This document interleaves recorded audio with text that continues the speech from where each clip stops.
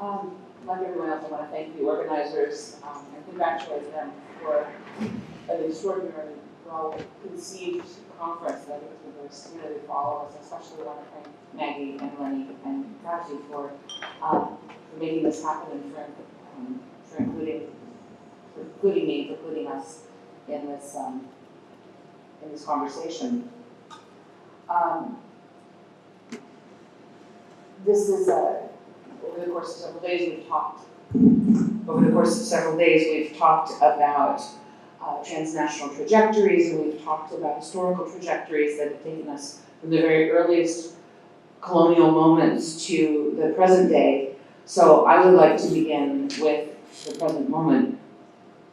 On the evening of April 3rd, 2017, the fates of Brazil and Brazilian Jews were linked with powerful repercussions that none who were present that evening could have anticipated. It all revolved around a speech at a private club offered by a career politician who had just announced his candidacy for the presidency of the nation. The location was the Hebraica Club in the neighborhood of Laranjeiras in Rio de Janeiro, and the politician was none other than Jair Bolsonaro, now the president of Brazil. Another speaker at another location would likely have occurred without incident. Even that speaker in another location would not have drawn as much attention. However, the intersecting historical trajectories, the events leading up to that evening, and the subsequent fallout, not to mention Bolsonaro's election, have transformed that speech and the response to it into a definitive moment, now referred to as aquela noite, that night. To understand the significance of this event, some historical framing is necessary, though I don't have time to give a more nuanced narrative. I should add that today I'm presenting one element of a tangled set of issues that my colleague and panel member Michelle German and I are examining as part of a joint interdisciplinary research project. This work comes out of our historical and ethnographic approaches and past projects that we each bring to bear at the present moment. We're examining some of the contemporary manifestations of the entanglements of race, identity, nation, and transnationalism, and their negative counterparts of racism, anti-Semitism, and political intolerance in the urban social landscape of Rio de Janeiro during a time of political turmoil. The phenomena we examine trace the connections between transnational events and discourses on one hand, and Brazilian histories and particularities on the other. Our choice to focus on how these entanglements are reflected in the ways in which Jews are conceived of and integrated into the new racial economy of Brazil is fundamental to our analysis, as the experiences of Jews in Brazil provide crucial perspectives on the transformations underway in the nation as a whole. We consider the present moment to be one that is simultaneously rooted in the particulars of Brazilian politics and intertwined in the tendrils of international activism and political discourse. We also hope to demonstrate with this work that however small the Jewish community may be, they occupy a symbolically important place in the imaginary of the Brazilian nation from its roots, and never more so than in the current moment. What happened that night is a clear manifestation of this. Demography here can provide only the sketchiest of outlines. Though the second largest Jewish community in Latin America, Brazilian Jews nevertheless represent a tiny portion of the Brazilian population, barely half of 1%, and they are concentrated in 3 large cities in the south and southeast of the nation. In descending order of the size of their populations, those are São Paulo, Rio de Janeiro, and Porto Alegre.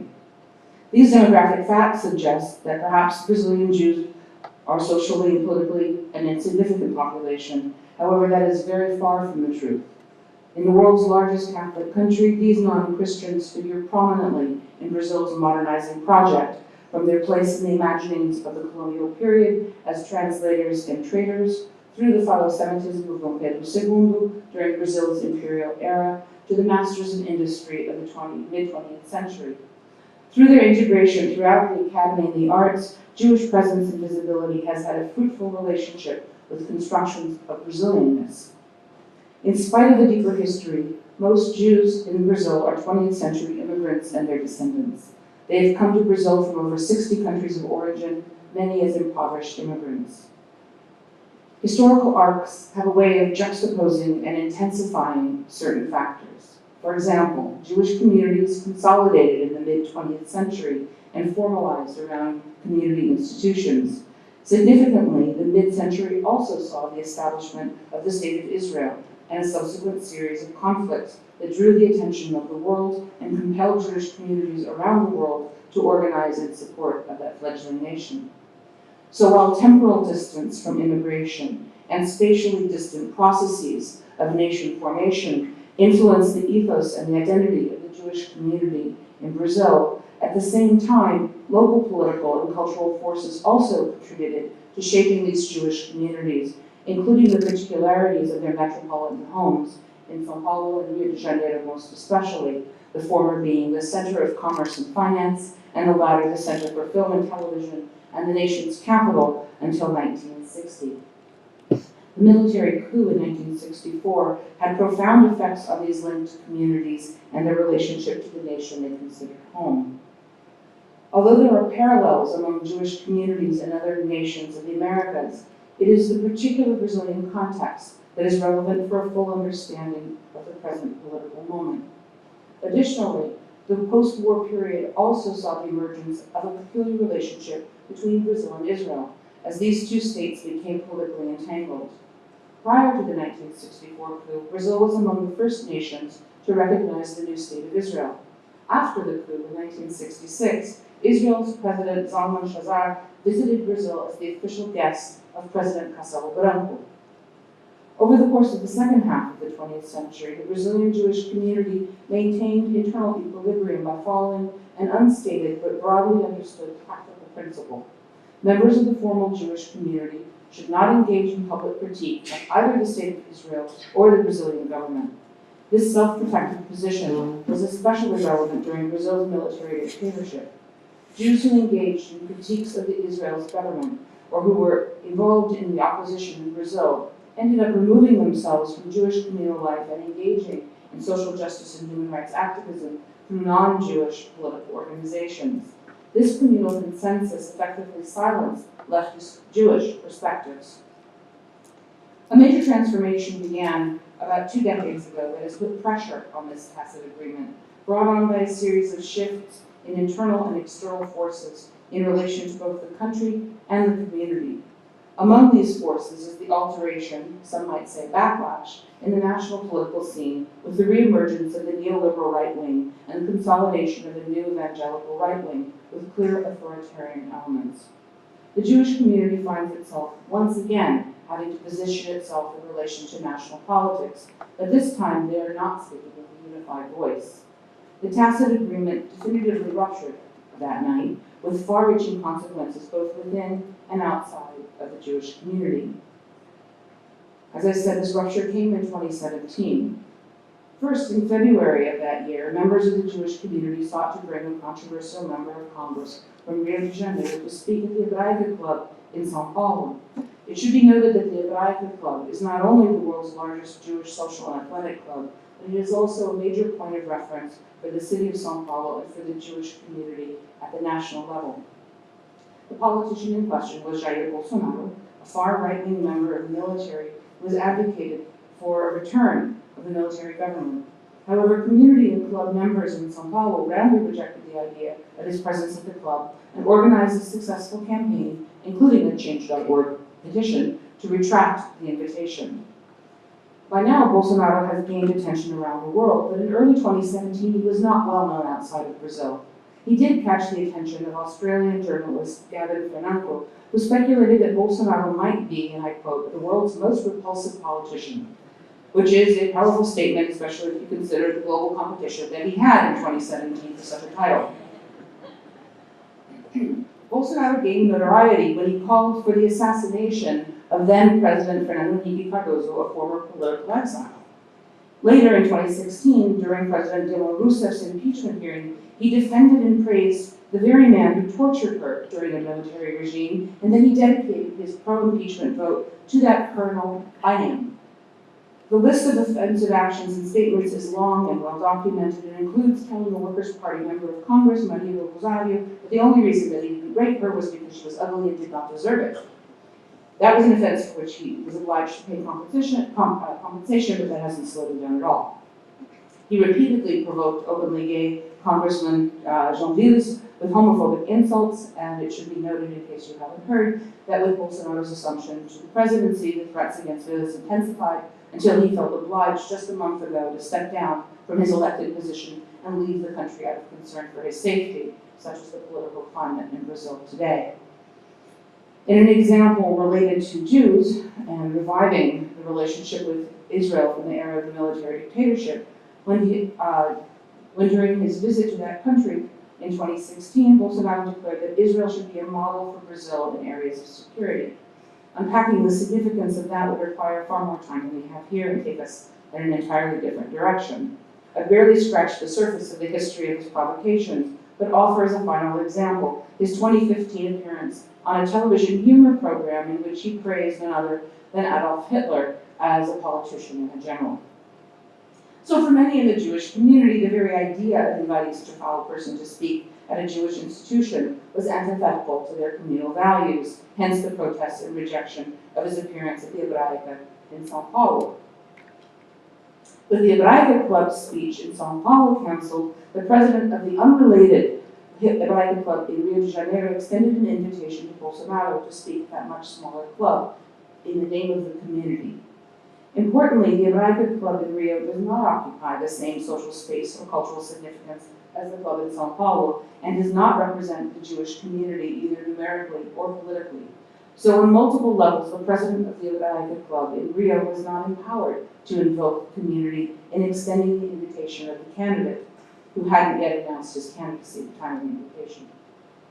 Phrasing the invitation as being in the name of the community gave further impetus and organizational focus to those community members who opposed Bolsonaro and who objected to his being invited to speak at a Jewish institution.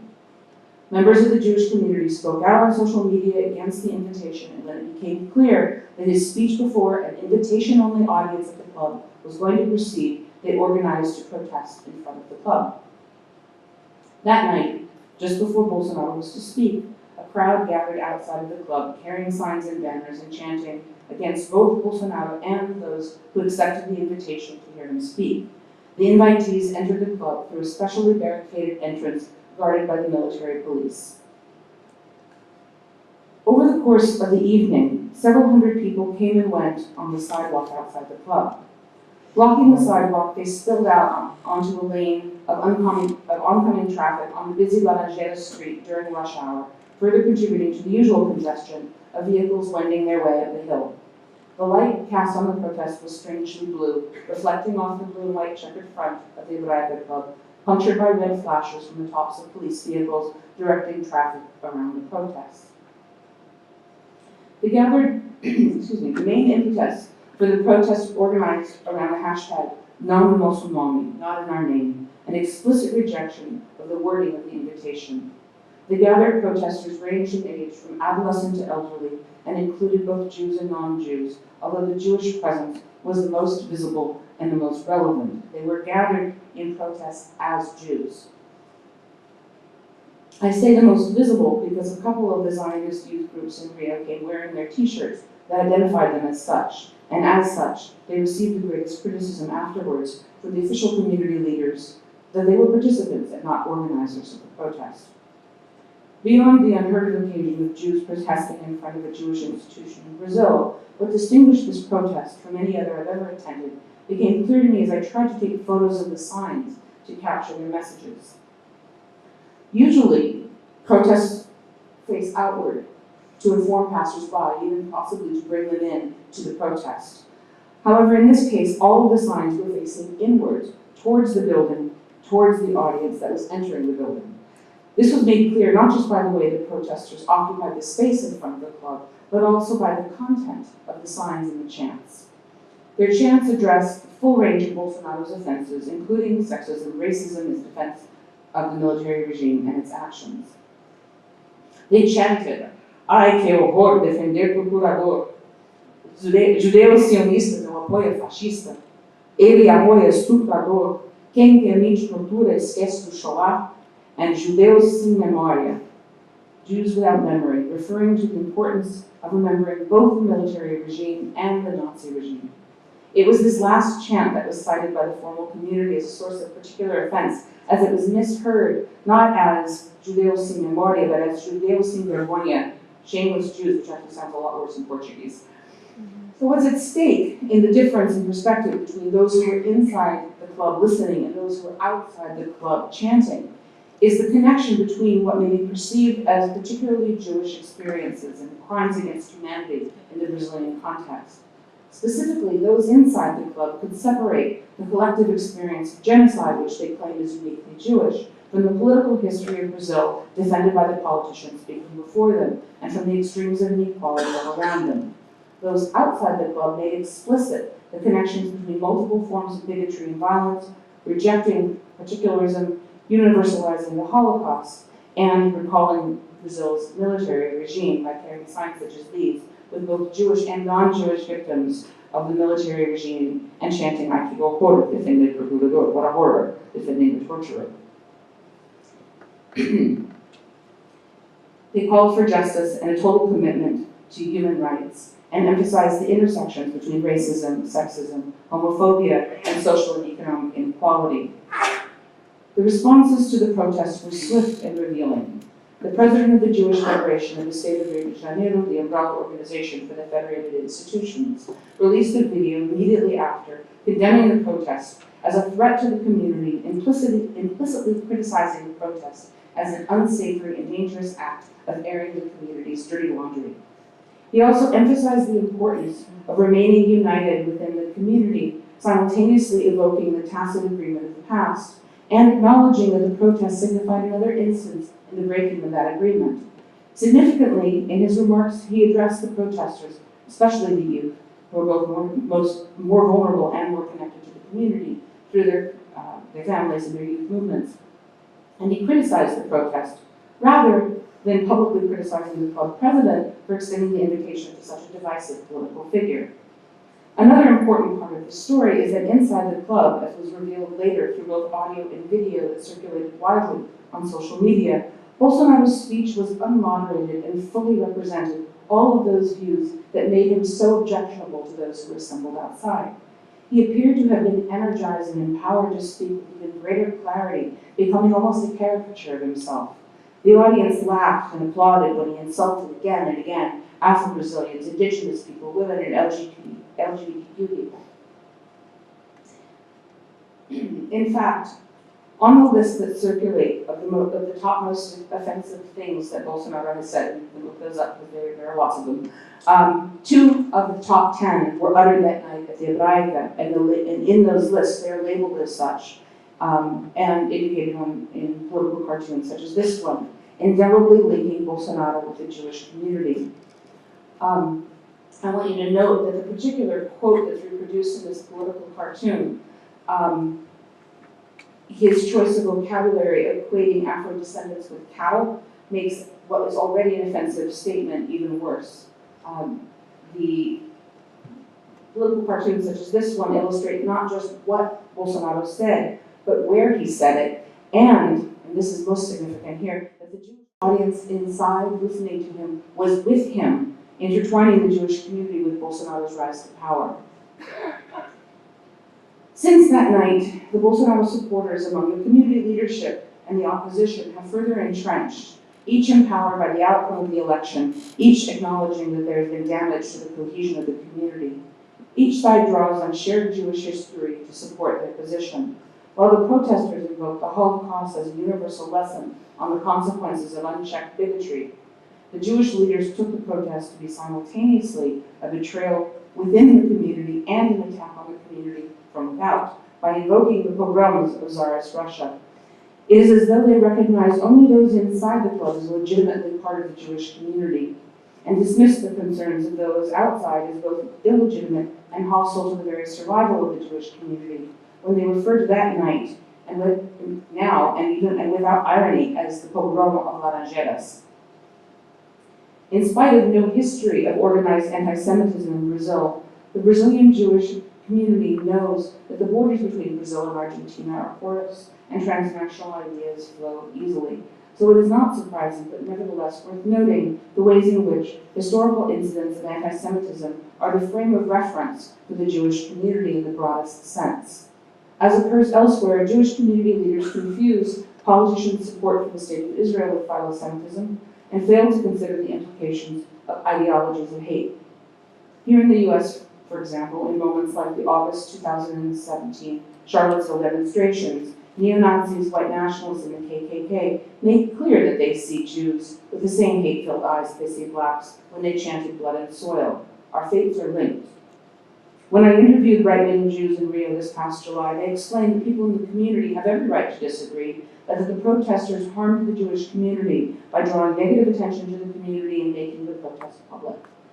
In spite of using many of the same idioms and even the same phrases, both right-wing and left-wing Jews in Rio are talking past each other. What the official community leaders appear to not understand is the way in which the presence of Jews visibly and loudly protesting that night as Jews, citing Jewish values as the source of their objections, may well have stemmed the tide of anti-Semitism that was threatening to rise in Brazil. In a country with a small Jewish population, in which many people have no contact with Jews, and a country that is undergoing a realignment of the concept of race, the laughing audience of the Hebraica on those recordings stands in for Jews, Jews who are fully white in the new racial economy and aligned with the invigorated oppressive regime. The fact that there were Jewish protesters outside refusing to be represented by Bolsonaro's presence at a community institution added enough of a complicating factor to keep overgeneralizations from tipping over into totalization.